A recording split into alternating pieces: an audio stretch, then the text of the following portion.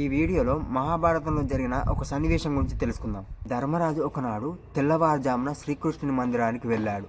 ఉదయం సూర్యునిలా ప్రకాశిస్తున్న కృష్ణునికి నమస్కరించి, నీ దయ వల్లనే ముల్లోకాలు గర్వించే కీర్తిని పొందాను, మాకు నీవే అండ ఎప్పుడు అన్నాడు. అప్పుడు కృష్ణుడు ఏం మాట్లాడలేదు.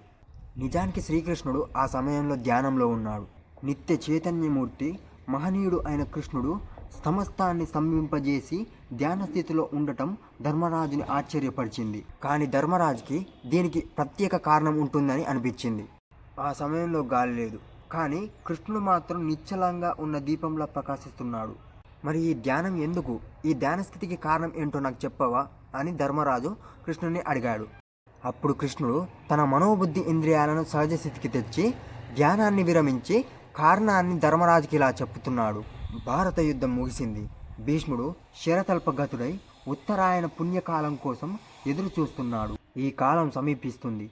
భీష్ముడు జ్ఞాన కర్మేంద్రియాలను మనసులో నిగ్రహించి సమాధి నిష్ఠలో ఉండి నన్ను స్మరించాడు. అందుకే భక్త పరాధీనుడనైన నేను ఆ భీష్ముని మనసునందు చేరి ఉన్నాను.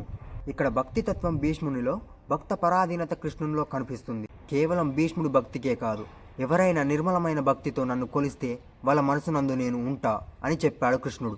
ధ్యానంలో మనసు పరిపరి విధాల పక్కదారులకు వెళ్తూ ఉంటుంది. ధ్యాన ఫలం, పూజాఫలం వంటివి సిద్ధించడం లేదని భక్తులు బాధపడడం సహజమే.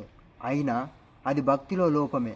నిష్ఠతో నిశ్చల భక్తితో ధ్యానిస్తే దేవుడు భక్త పరాధీనుడు అవుతాడు.